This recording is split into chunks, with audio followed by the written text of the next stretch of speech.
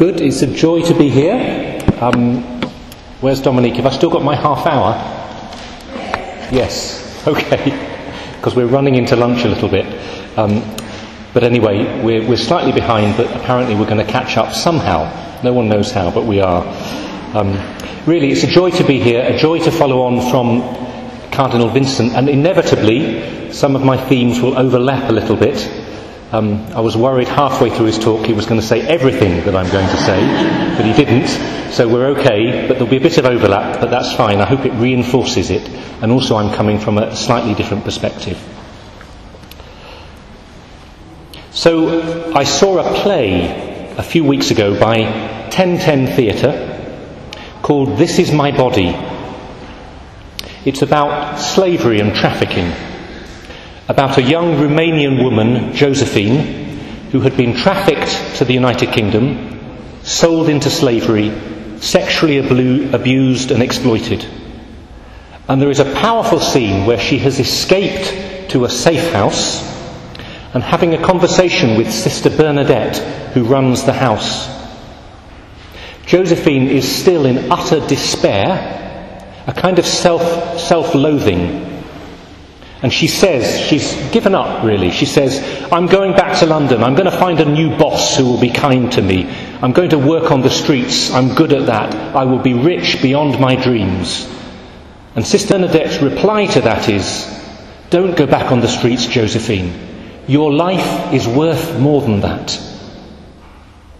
Your life is worth more than that. And Josephine replies, she has this incredulous look on her face, and she says, is it? Is it? And then she looks up at the crucifix in her room and speaks to the crucifix and says, you know, don't you? You know what I'm worth. Less than a dog, a stray dog. Yes, you know. Powerful middle scene in the play. It gets a bit happier. And I'm sorry to start with such a hard story, but when I was seeing that play 3 weeks ago here in London, I was thinking about this conference when I heard that line, you are worth more than that. Because we are thinking today about human dignity, about human worth. And whatever we say has to make sense of the hard cases as much as the beautiful realities of human dignity. What does it mean to say that someone's life has dignity when their life feels so worthless? Or when others have treated them with so little dignity? Or when the things that seemed to give their life dignity are slowly fading or very suddenly disappearing? What does it mean to say that a single life, that every human life has an innate and inviolable dignity? These are the hard questions, the important questions, and this is what I want to explore with you this morning. So, 4 parts to what I'm going to say. First, a brief history, some background about the idea of human dignity. Then the core philosophical concepts. Then the Judeo-Christian perspective, and then what it means for us, for you especially as students in healthcare in different ways. And just to say right at the beginning that I'm not giving here a set of philosophical arguments that you can use to persuade others about human dignity. In other words, this isn't a talk to Catholic students about apologetics. It's not polemics. I'm not going into really controversies. I'm just presenting to you part of the tradition, part of the picture, above all to help you in your work and your vocation have a right understanding of human dignity, and to think how this can help you in your approach to your healthcare work, again as Cardinal Vincent was saying earlier on.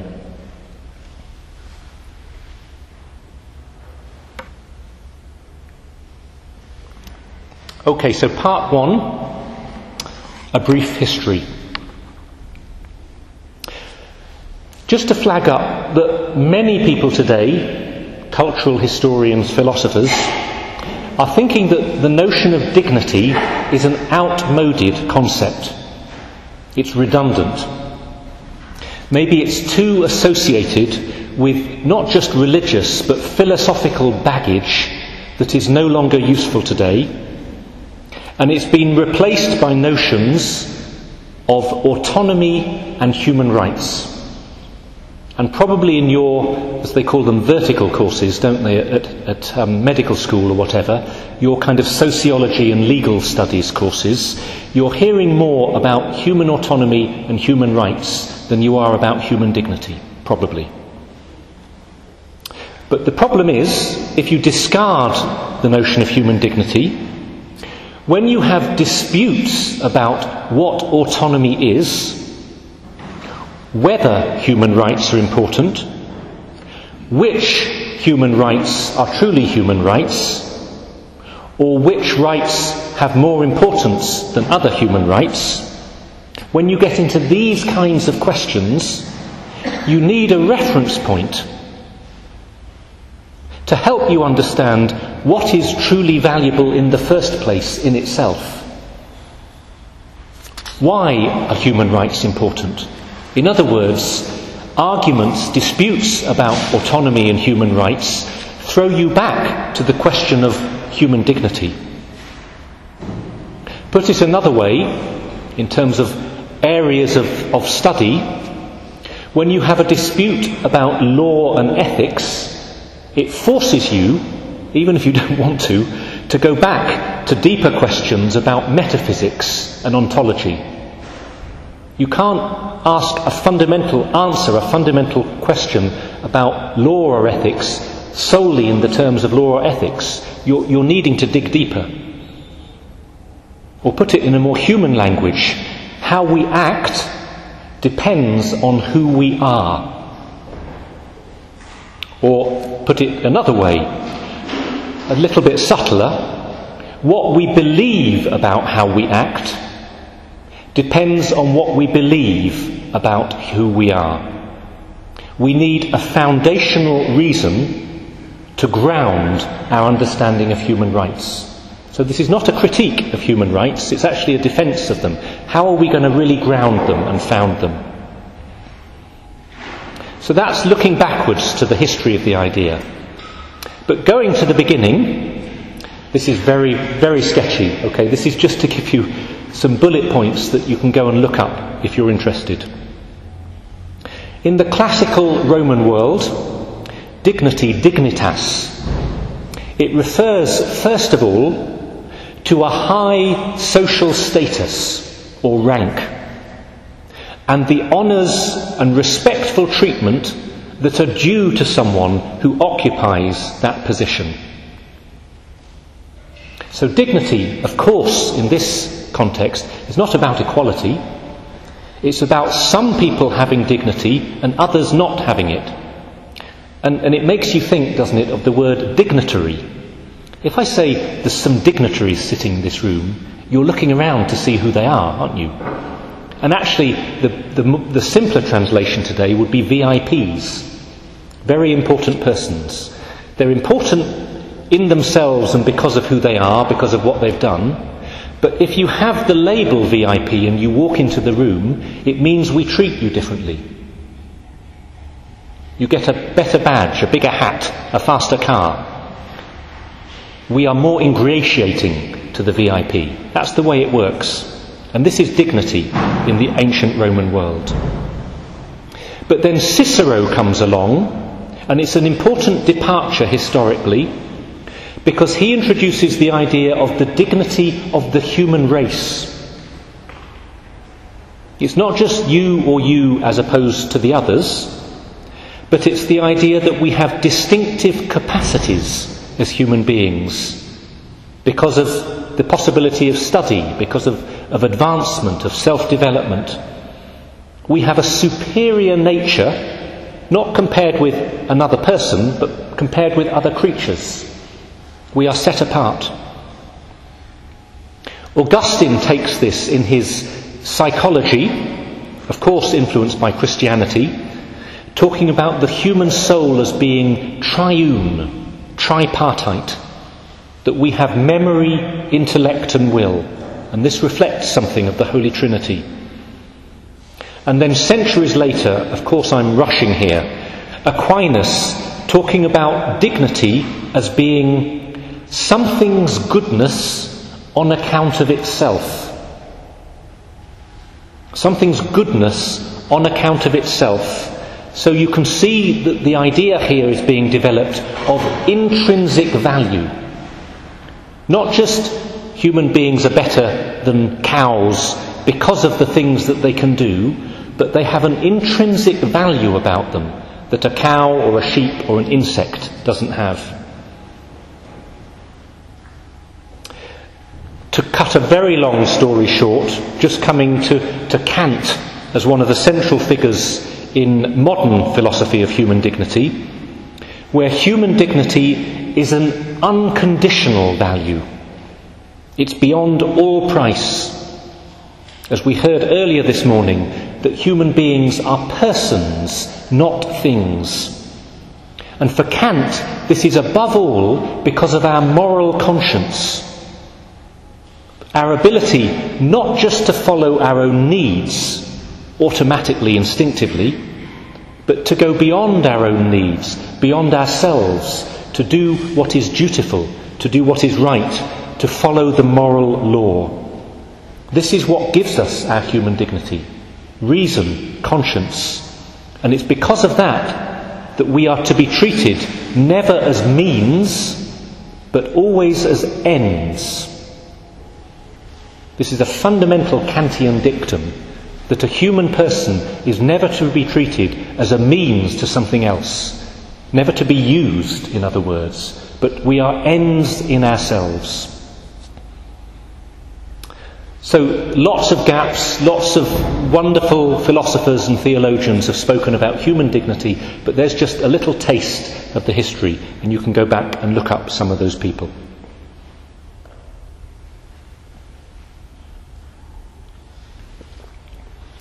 So part 2, what are some of the core concepts then that have come out of this tradition and that are with us still, although it needs analysing and defending?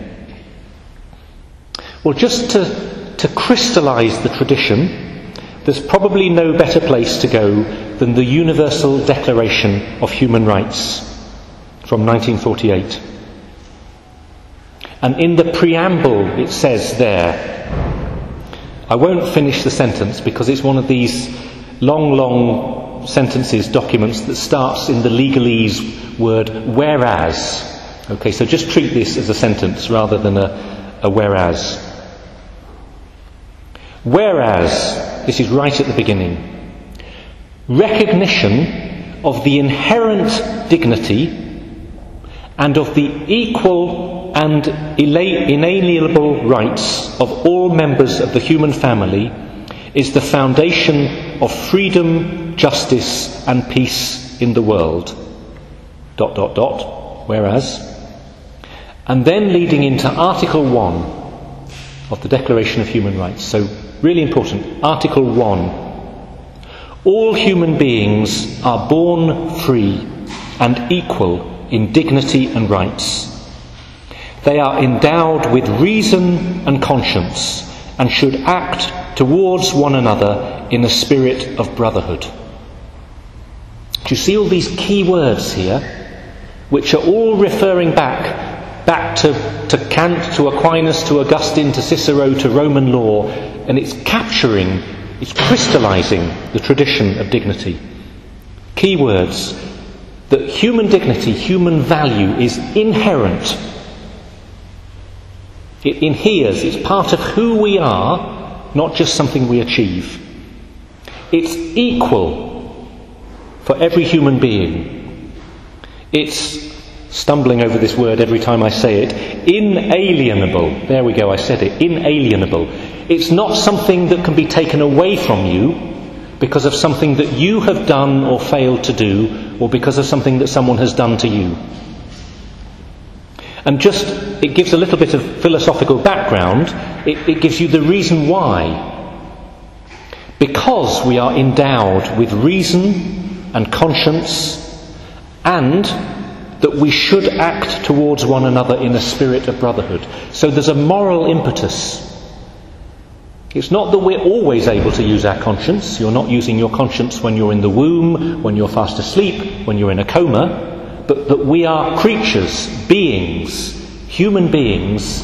Part of our nature is that we are free, rational, moral. This is what gives us our dignity. And another language for this is that human life is sacred. Sacred, the sacredness of human life, which is not just a term that's only used by people of faith. It's part of the tradition of human dignity to describe the reality that this dignity is pointing to a transcendent worth, with a transcendent foundation. As I've said already, that it's not just conferred on us by others, by friends, by the state. It's something that we are given, that we inherit, that is part of us. So these are the core concepts. How do we, not defend so much, but how do we approach these core concepts? Yeah, maybe, how do you defend them to friends? Or how do you explain them to those who are curious about them? Well, just to highlight some approaches to how we would defend and explain them. To imagine friends who are saying, "Oh, I've never thought much about that. Where do you get that idea from? Where do you get that idea from?" Well, you can follow the self-evident argument. You can just say to your friends, "Well, look, we just do recognise human lives to be valuable, don't we? We do value our own life. We do naturally love and care for those around us. We do want to say, hang on, if my life is valuable, then my neighbour's is, and if I'm protecting my own life, I should defend theirs." You've got an instinct for this, haven't you? And I think it's true. Yeah, it's not deep philosophy, but it's good philosophy. And the self-evident argument is what we find in the US Declaration of Independence from 1776. I'm sure if there's any Americans here, you can quote this to me by heart. "We hold these truths to be self-evident, that all men are created equal, that they are endowed by their Creator with certain unalienable rights, that among these are life, liberty, and the pursuit of happiness." Self-evidence. There's the universal culture argument. So when you look at the historical reality of human cultures, of human moralities in the plural, the laws of virtually all nations reflect the near universal belief that no one should kill innocent human life intentionally. It's framed in different ways, there are exceptions, there are different nuances, of course, but that core value of respect for innocent human life is part of nearly every human morality and nearly every legal system. So it says something. Human dignity is part of our culture, our laws, even if you don't follow the arguments of Cicero or Aquinas or Kant.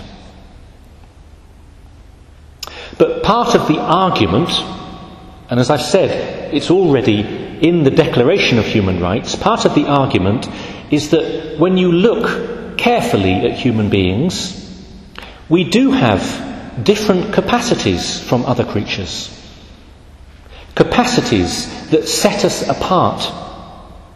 We're rational, we're free, we're self-determining, we have a moral conscience. We have something that points towards a spiritual reality, a spiritual aspect to our nature, to our soul.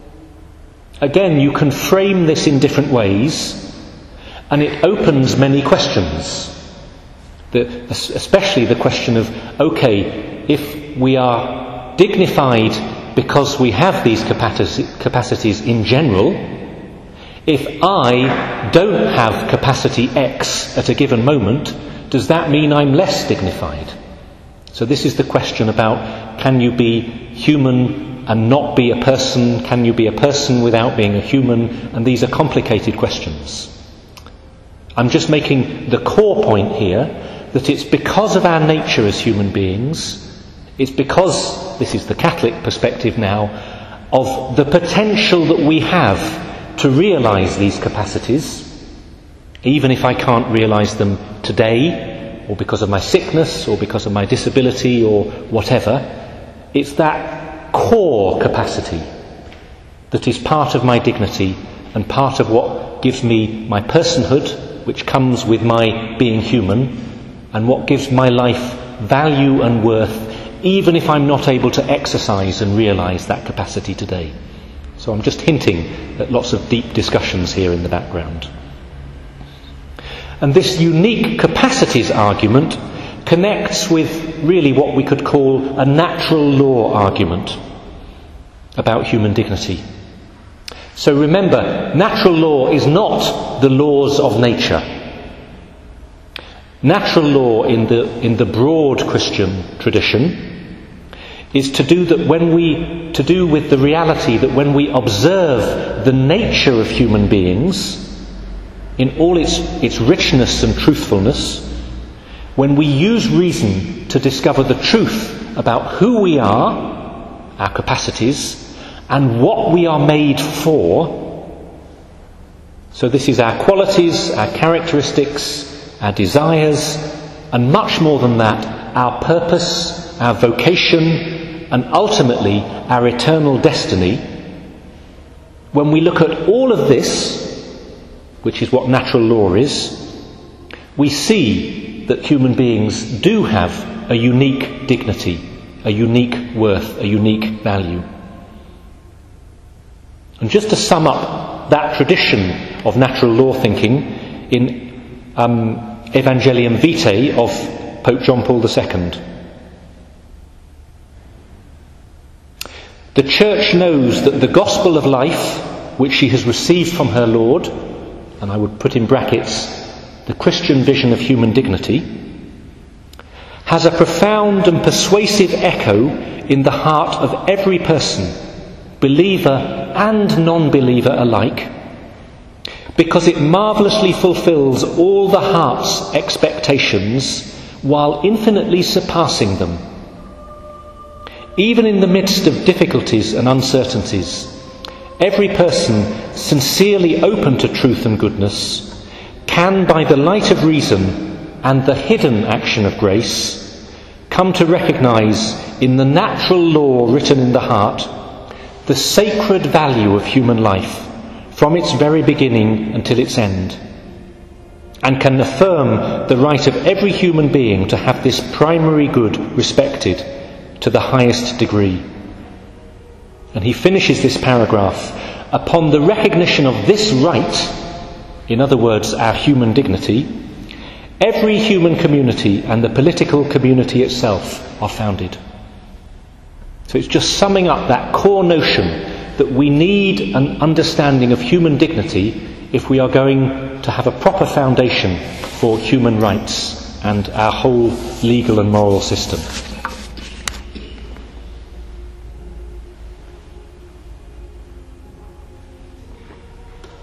How beautiful to speak about human dignity with the choir rehearsing in the background. I think we should leave the doors open, really. Thank you. Part 3. That's, if you like, the broad philosophical tradition, which of course includes Christian influences. But part 3, I just want to add in for ourselves the particular Jewish Christian perspective on human dignity. So it's not an alternative tradition, it's parallel, it's interwoven with this philosophical tradition, and it supports and deepens it.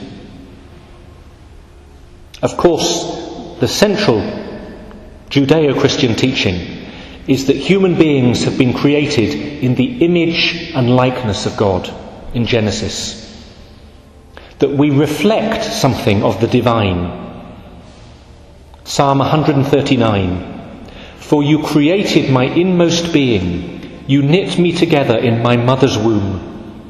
I praise you because I am fearfully and wonderfully made. Your works are wonderful. I know this full well. It's the Scriptures pointing to the transcendent value of the human being because of our source, our origin in God. On top of this, the Old Testament prophetic refrain that God has a love not just for the rich, the VIPs, the dignitaries, but especially for the poor, the widow and the stranger. You find this in many places, especially in Deuteronomy chapter 10. And Proverbs 22 says that the rich and the poor have this in common, that the Lord is the maker of them all. In other words, they have the same dignity. But that in the Scriptures, in the Judeo-Christian tradition, dignity is not just something static. It's not just like a property that you have statically. It's about our ability to enter into relationships of love and friendship with others and above all with God. It's about the fact that we are growing in relationship as individuals and as a community. It's about the story of salvation. It's about the history of salvation through the Scriptures, and it's about your story and my story of salvation.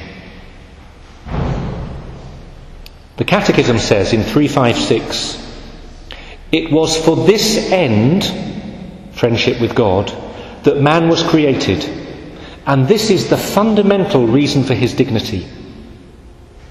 Isn't that interesting? Your dignity is not just who you are now or what you can do now, worth capacities.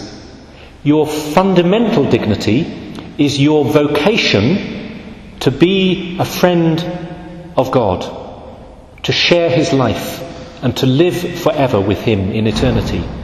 It's where you're going as much as who you are now. And where you are going is part of who you are. The Church teaches and summarises this in Gaudium et Spes from the Second Vatican Council, paragraph 19. The root reason for human dignity lies in man's call to communion with God. We are created by God's love, but much more than that, we're called to acknowledge God's love. Chickens and cows are created by God's love, but they're not called into friendship with God and to acknowledge him and praise him and worship him. Or maybe they do worship him in their own way, but not as we do, as free, rational, moral creatures. And on top of this, as Cardinal Vincent was saying earlier, the extra arguments, perspective that the Christian brings to human dignity is summed up in two words: Christmas and Easter.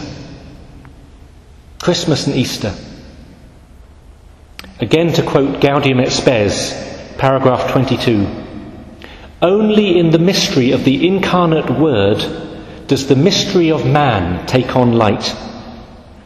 Christ fully reveals man to man himself. Christ fully reveals the human person, who we are as human beings. So this isn't just about that we're all created or called. It's about the fact that Jesus took on our human nature, that he united himself with every single person, that he died for us as a community, a family, that he died for each one of us as individuals. That there is a deeper value, if you like, a deeper dignity that's conferred on us through our association with Jesus in the incarnation, through his giving his life for us on the cross, and then through the gift of the Holy Spirit to us on Easter Day and at Pentecost. Jesus embodies this in his life, and he shows it in his actions. His love especially for the sick and the suffering and the marginalised. As we heard this morning, how he doesn't just cure the sickness, but he heals the broken relationships. And he almost inverts the traditional classical definition of dignitas by having as what the church calls a preferential option for the poor. So we don't turn round and give special notice and reverence and honour to the VIP. We give special care and attention to the poor and to the poorest of the poor, because not that they have more dignity than others, but perhaps because their dignity is more obscured and more in need of restoration. All of this is some of the extra weight and perspective that our faith brings to us.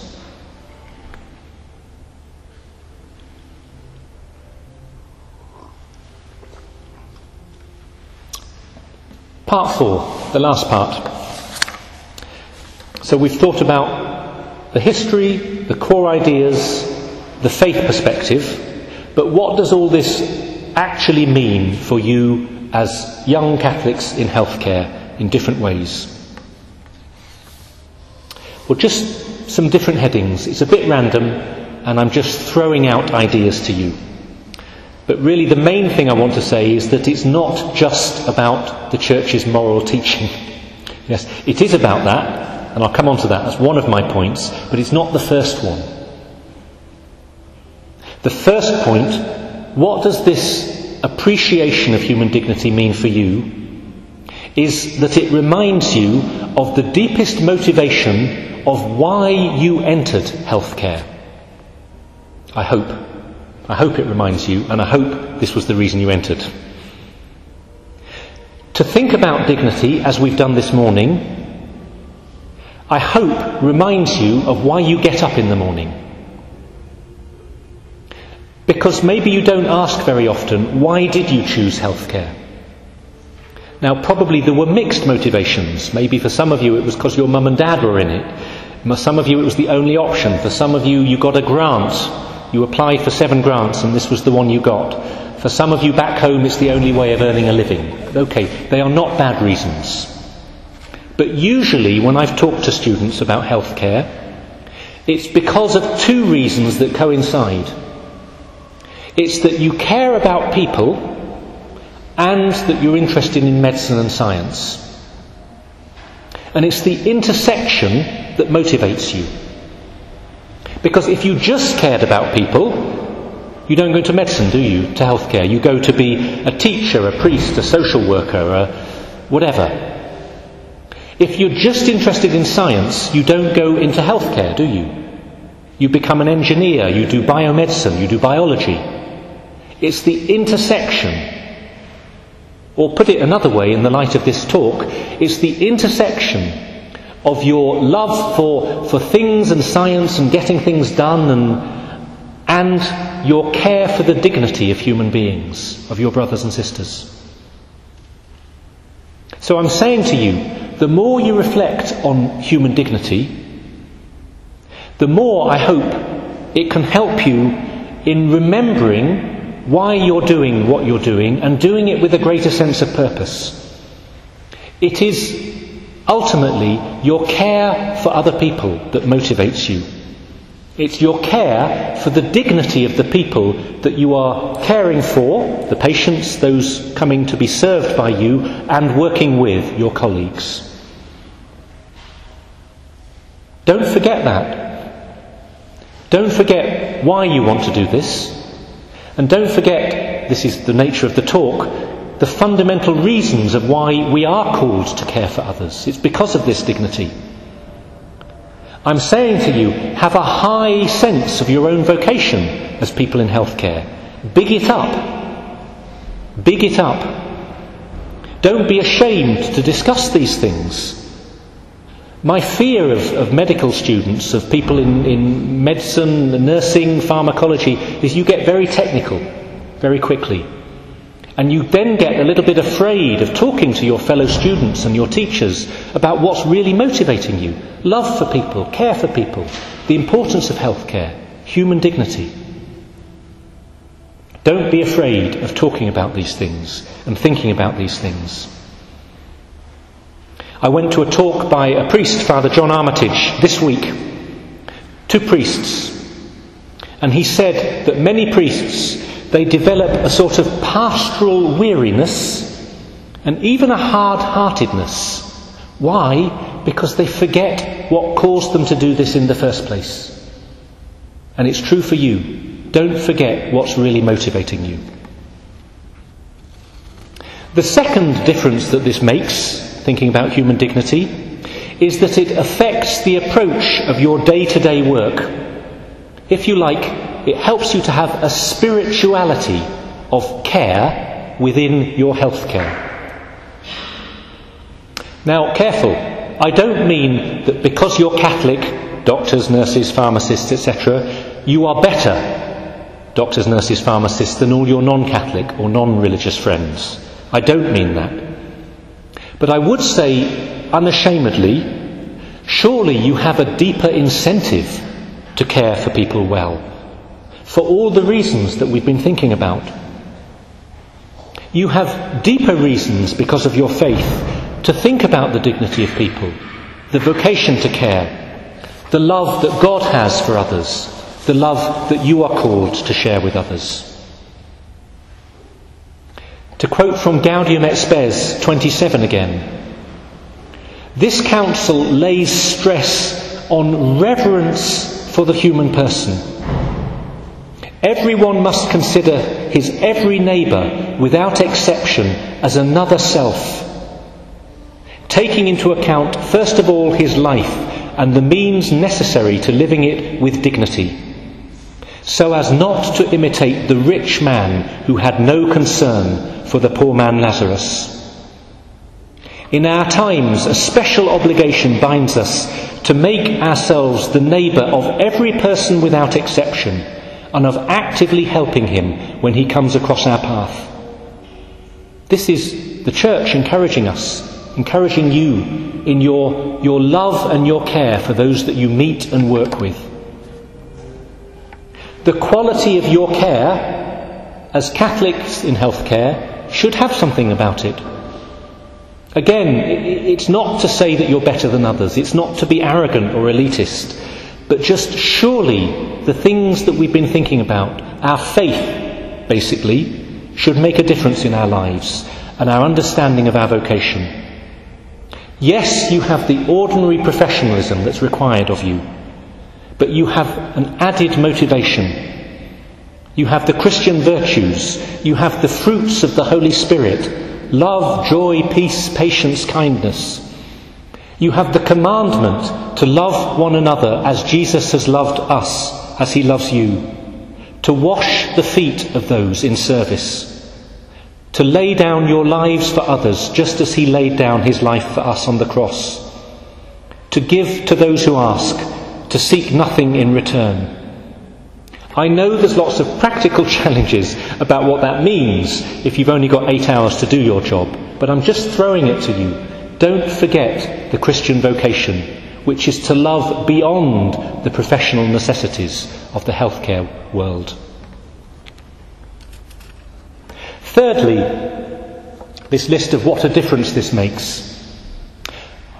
Maybe this was what you thought was the first point, but I'm putting it as the third. As Catholics in healthcare, you have the support of the moral teaching of the Scriptures, the Christian tradition, and the Church today. And what a gift that is. I'm not talking about that moral teaching now, that's another talk, but just what a gift it is for you.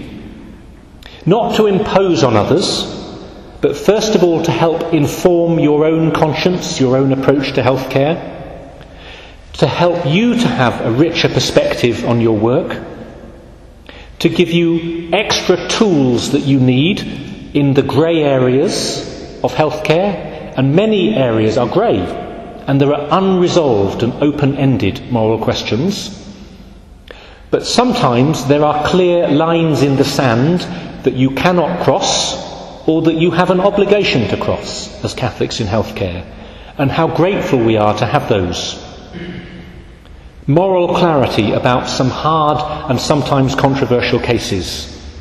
I'm not saying everything is always clear, and I'm not saying that we are fundamentalists about every area of morality, But in some areas of morality, we are crystal clear about the boundaries and the obligations.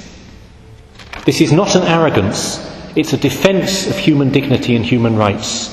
And without our moral foundations, the whole of healthcare is undermined. If you want to read this, there's so much you can read. There's everything on the CMA website, there's everything on the Anscombe Centre website. And if you want to read one paragraph, just look up Gaudium et Spes 27.